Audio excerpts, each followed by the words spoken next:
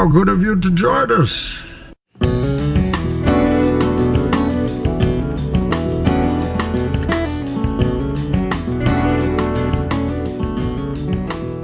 Welcome back to the Backwards History Podcast. As always, I'm your host, Will, here with my co-host, Kevin.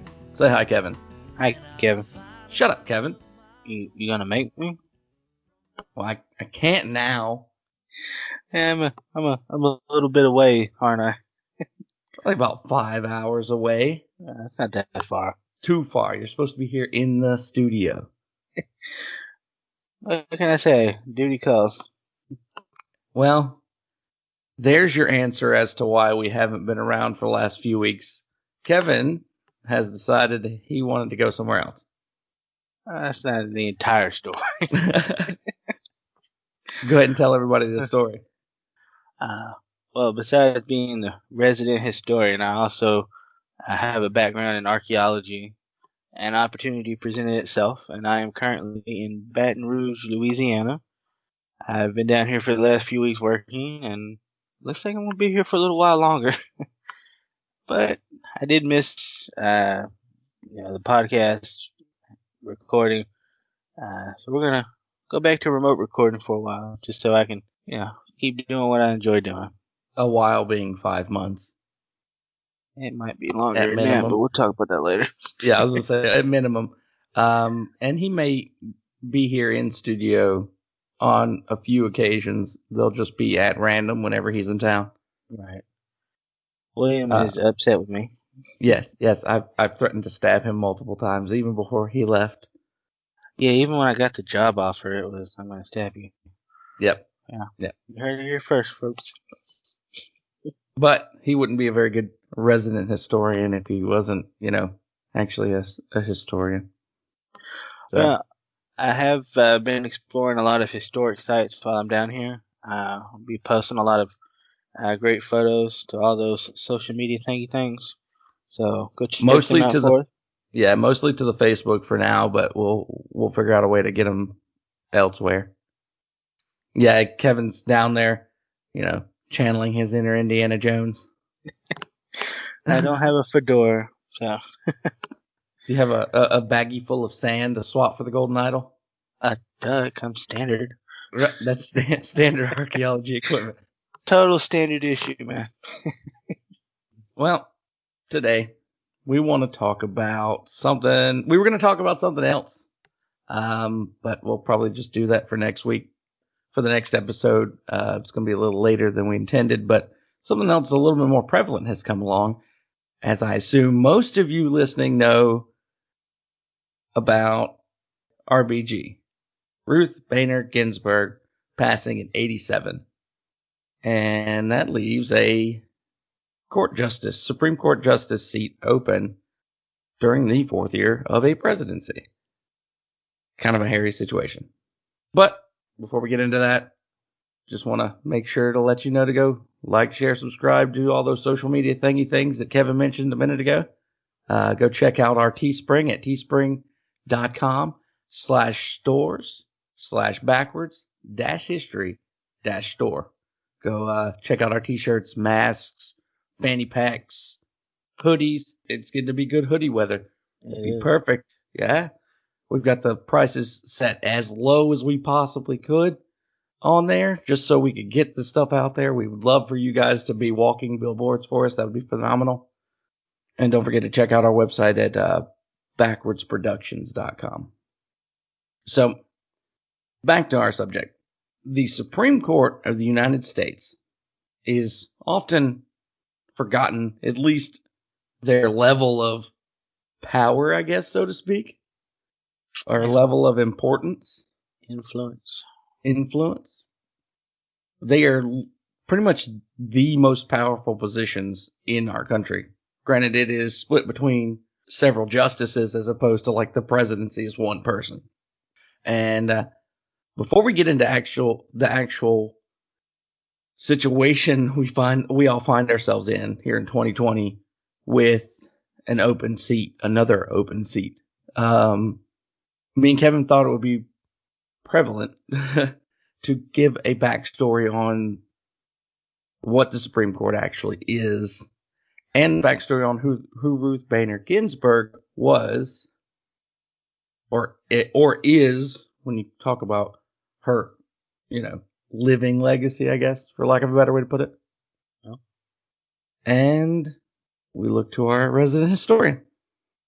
Well, I'm not quite a resident anymore, am I?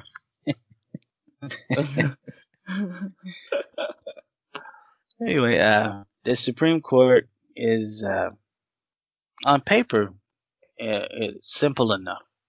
You have currently 9 spots for justices, and they hear issues on issues of the Constitution. Is a certain law constitutional? Is it not?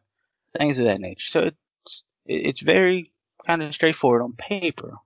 However, with having such power over deciding things that are constitutional or not, it just can't be helped that a lot of political nonsense and swaying is going to make its way into the proceedings, and that's just kind of how it is, I suppose.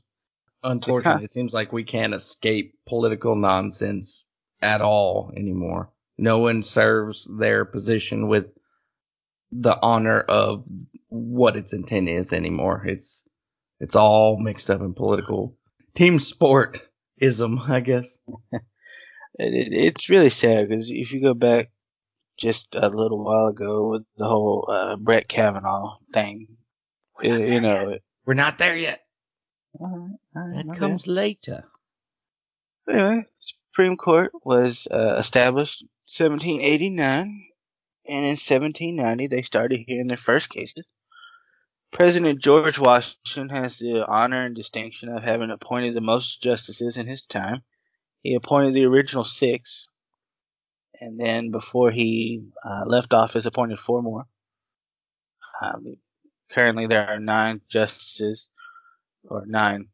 There are 8 justices, but 9 spots. President Franklin Roosevelt holds the second most, with having appointed 8 justices during his time. But to be fair, he was elected 4 separate terms, so it's kind of a bit of an unfair advantage.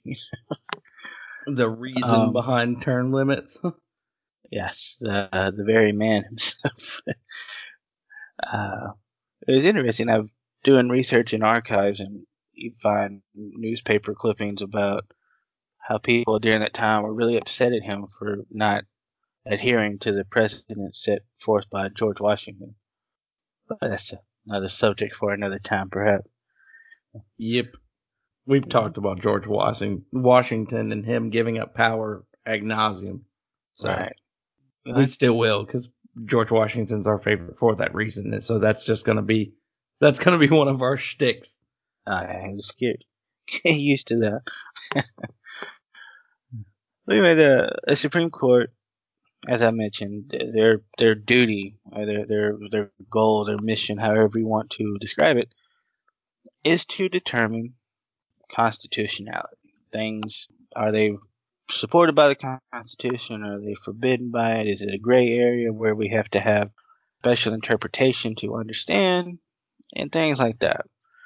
Now, of all the institutions that were set up by the founders, the Supreme Court is the one that has been the least changed. Not saying it hasn't changed, but it's the least changed. It's still more of what it was when it was originally founded, as opposed to other branches of government, where you have other branches kind of fighting for power, and well, it doesn't say I can't, so I'm going to take this, and I'm going to have this. The Supreme Court is one that has been the most unchanged. Now, the numbers of justices has changed back and forth a few times. They typically like to go with odd numbers. That way you don't ever have a draw. So when you have 9, you'll never have, a split anymore. You'll have a final decision as it is. But with the political nonsense, that's the only way I can describe it. You see more justices being appointed based on their party affiliation. Not to say these individuals aren't qualified and have merits that it would make them, good candidates. But it's always Are they Republican, are they Democrat, are they liberal, are they conservative? And that wasn't how it was set up. If you've listened to previous episodes, you understand that Washington, as Will said, our favorite president, warned against political parties. And as time goes on, you see how that has infiltrated every level of government. In his last message to the American people as president, he warned about the evils or potential evils of political parties. I don't think nobody listened. I'm going to be honest with you. Apparently not. Apparently not. But that's a brief rundown of history of the Supreme Court. One of the first justices was John Jay. Alexander Hamilton gets a lot of credit for the Federalist Papers. He wrote a lot of them. John Jay actually wrote a few more that was included in it, but he kind of gets overshadowed on that aspect because of Hamilton and his immense writing.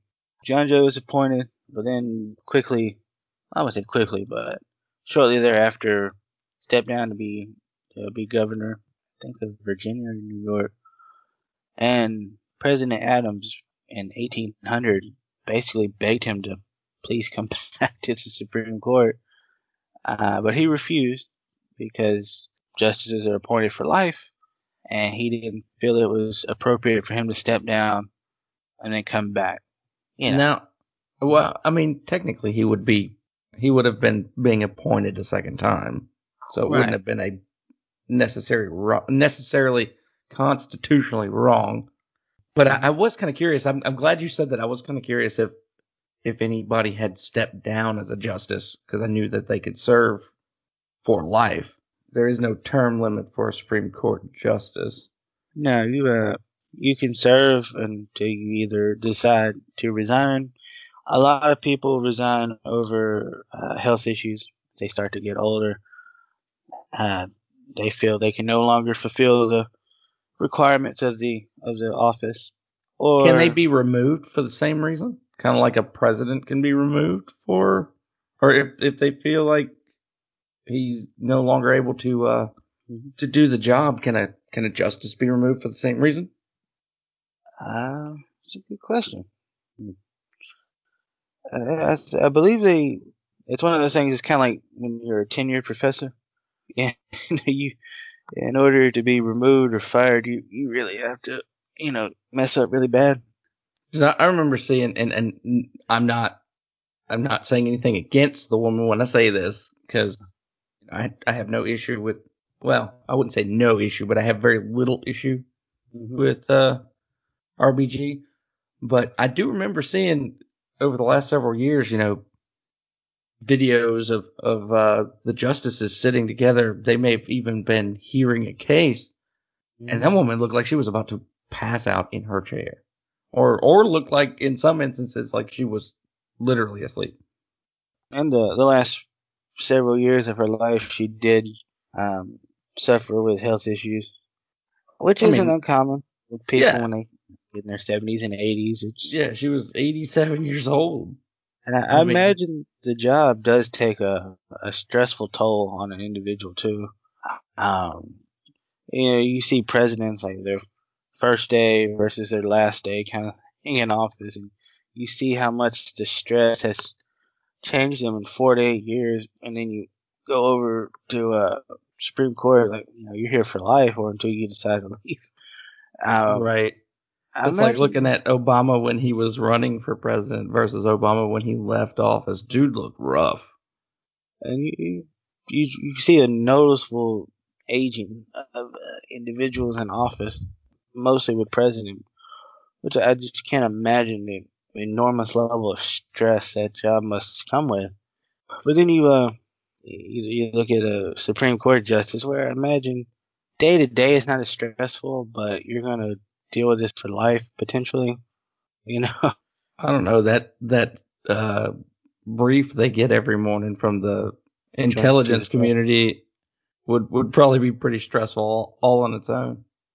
I mean, you could not look forward to that every day. I mean, honestly, it's one of those things of, oh great, what happened this time? Let me read just one, and then you have it back. I'd love to Uh, read just one, and then I'd probably regret every second of it. I'm sure I would too. Just, uh, but yeah, in the last few years of her life, there were health issues and concerns, but she persevered. She soldiered on, which I say, a lot of respect for that. You took this job, you took this oath, and even when things got bad, physically for your health, she stuck it out. I think that's a testament to her conviction. Now, I know a lot of people don't agree with everything she stood for and fought for, namely on women's reproduction rights. It seemed like as soon as she passed away, your social justice warriors took to Facebook and other social media platforms and were just saying just truly awful things about an individual who had just died. Things that I can't repeat on this podcast because it's just so disrespectful. I mean, just absolutely cruel and monstrous. Some of the things people are saying. Let's not forget this was a person, you know. Regardless of her political affiliations, she's a Right. person. You don't. I mean, I was always brought up. It doesn't matter, who the person is. You don't disrespect the dead. Right. At least not immediately. I mean, you can later, but I mean, right now you're in the no zone. Yeah, this is a period of mourning, and it doesn't surprise me. I'm still very disgusted by it, but I'm not surprised people are, right. I think that's an issue. You become desensitized to people's ignorance and their nonsense, and just trying to think of other words that don't have to be bleeped out. Idiocy. Idiocy. That's a good one. But yeah, Ruth's the second woman appointed to the Supreme Court by President Clinton. A lot of people probably have some comments about Bill Clinton too. But think about that. Keep mine to myself. We haven't gotten to an Epstein episode. I just know that he didn't kill himself. But moving on. But think about it. Like, she's the second woman appointed to the Supreme Court. Supreme Court established in 1789. She was appointed in 1993. Yep. She was second woman appointed, and her parents were, I think, Ukrainian and Russian. Austrian, Russian, I think. Think about that. It took all that time, and you got your second female appointee. I believe there's a movie based on her life on the basis of sex, if I'm not mistaken. And I think Emilia Clarke plays her. And, I'm unaware of this movie. I haven't seen it. I've seen previews. It got decent reviews. But it follows her life. A very intelligent woman, highly educated. I've seen several interviews she had given. And she talks about, and not like in a complaining way, but just an informative way of graduating Columbia Law and not being able to find a job. I mean, interviewed 12 different firms and had letters of recommendation, graduated top of her class, and she can't find work. And you can't be like, well, she's not qualified. Oh, then what is it? Imagine being the guys that turned her down for work when she got brought in as a Supreme Court justice. That's one of those "how do you like me now" kind of situations, I guess. Right. That's exactly what that is. But one of the first things people think about when they think of her is, she was a champion of gender equality, and a lot of people, I think they misinterpret that as she was fighting for women's rights, but that's not the case. Early on in her career, she argued a case in '75 for a man named Stephen Weisenfeld. He was a widower, and he had been denied Social Security child support benefits that a woman would have received in the same circumstance. So it wasn't she wasn't just for women's rights. She truly was about gender equality, and I think that's an issue where people, like I said, they misinterpret it. And she wants people to be treated equally, regardless of their gender. Well, it's because people who have an opinion on it probably didn't do the research themselves, Well, they which weren't is the told to case feel that normally. way. Right. Exactly. We've definitely talked about that before. It might have come up a time or two. And speaking of what people are being told to feel and think, there's sentiment going around the Twitter sphere and all of those other places that if she is replaced, which is, what we're supposed to do per the Constitution, it is the sitting president's place to appoint the next Supreme Court justice, or at least, have it confirmed. Right. The sitting president makes recommendations, and the Senate confirms or denies. But what's got, I guess, liberal-minded people upset is you got a Republican president and a Republican controlled Senate, and you're this close to the election, so they're upset that after the whole thing with appointing Kavanaugh, like, oh, you're gonna get another one appointed. They're gonna make their choice, and that's just the way the game politics is played. And the thing that people are pointing to is when Scalia died during the end of Obama's presidency, they denied pretty much the president's ability to appoint a justice by saying they weren't going to vote on it until the next presidency. And so the Democrats are trying to flip the script as it is, and pull the same or very similar move. And they're crying hypocrite, as the typical hypocrites that they are in other subjects. They're crying hypocrite in this because, well, technically they're not wrong. Well, true, very true. But it begs the question: is presidency 3 years or 4? Because where I'm sitting as a constitutionalist, it was wrong of them to do that to Obama. It would be wrong of them to do it to Trump. And because, well, the old saying is 2 wrongs don't make a right. Do we allow it or do we not? Granted, the circumstances of Scalia's vacancy are significantly different. That's fair. Yeah, it's you hear the Democrats say, you should have done that. That's wrong. We're like, we're totally going to do that now.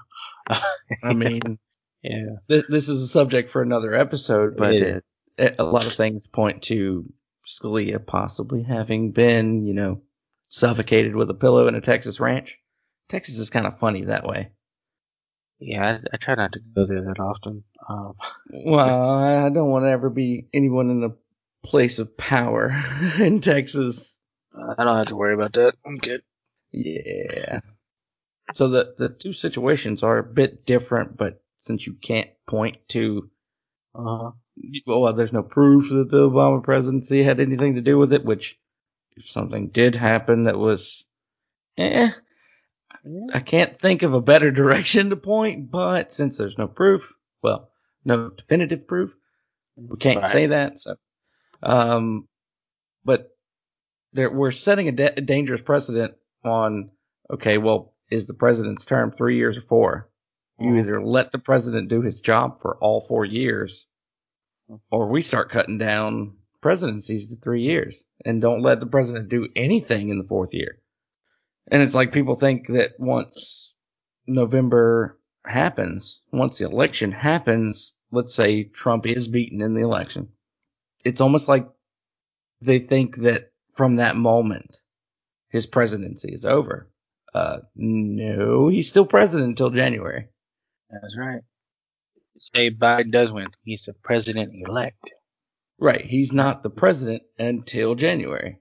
Right. So Trump still is still the president of the United States. you can say he's not your president all you want to.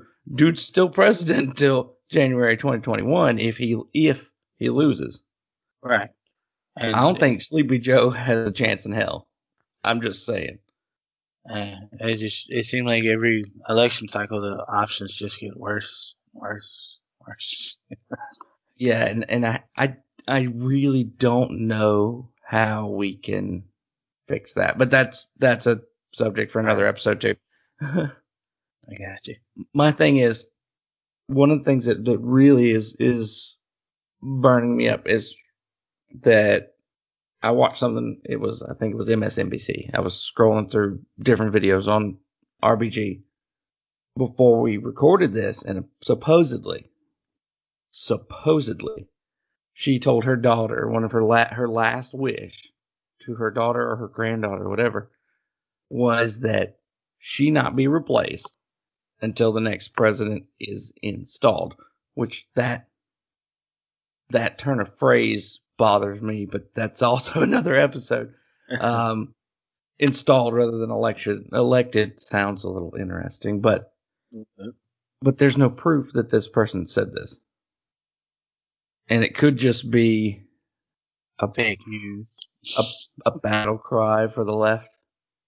And people are saying if they replace her before the end of, or before the election, or before the next president takes the oath, that more riots are going to happen. Worse riots. It was actually a small protest not far from where I'm staying down here. I'm in Baton Rouge, Capitol. Just a few blocks from the Capitol building. And I was down there checking out local history and architecture. And these people asked me to sign their petition to help. They wanted their governor removed or something. And I politely declined and explained that I'm not a resident of this state.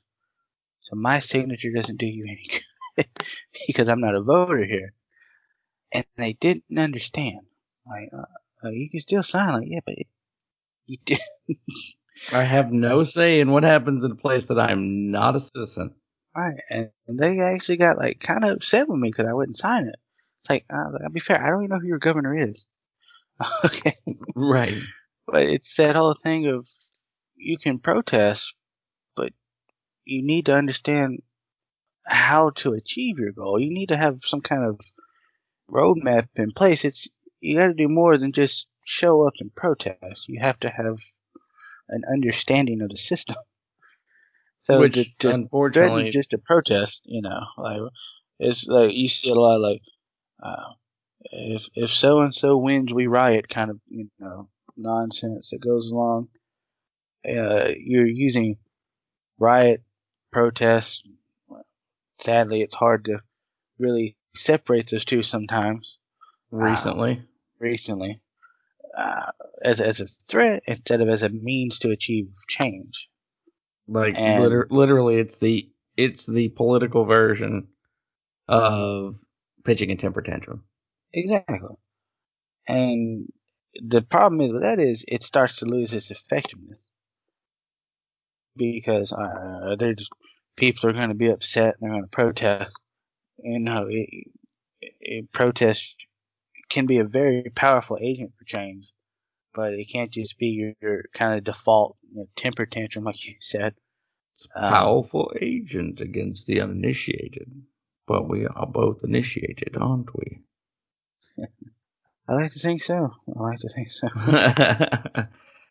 It's so irritating because I'm kind of curious, like, if Trump does win, and I am saying if, because as a libertarian, I honestly don't care which one wins, but I do in other aspects.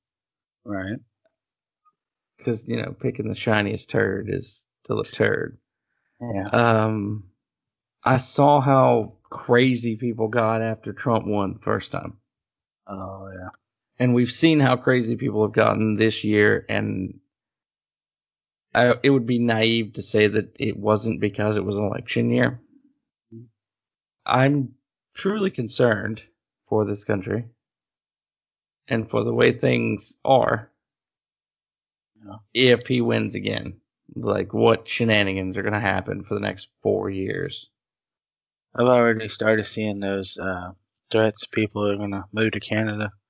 Oh God, the same threats that we get every year, and no one ever leaves. And then you have certain groups, certain secession, and just crazy stuff. uh, but yeah, it's the shenanigans is a great way to really sum it up. It's a lot of theatrics, it's a lot of fit throwing, temper tantrums. But Look the how problem upset is I am.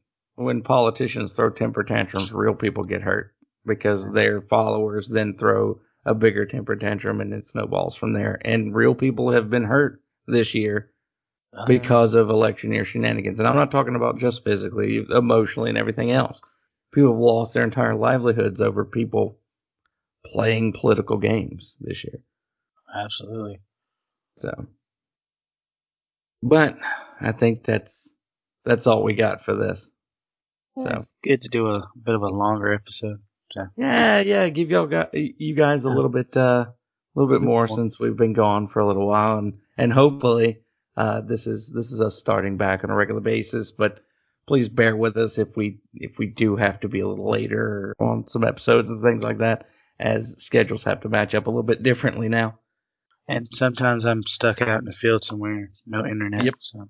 Or the internet is just absolutely atrocious on that given day. So when we're remote recording, things can get a little bit funky, and we may not be able to get y'all an episode, but I will try my best to update the socials just to give everybody a heads up if we're going to be late or if we're going to miss a week. So, but hopefully that won't be the case. But as always, we're not experts. We don't claim to be. He's just good at digging in holes and finding old stuff. I get paid to do it. That's fair. And I get paid, to be good at computer stuff. So I like to look stuff up. But we don't ever want to pose as experts. We don't want you to take anything we say as fact. We want you to do your own research, form your own opinions, trust, but verify.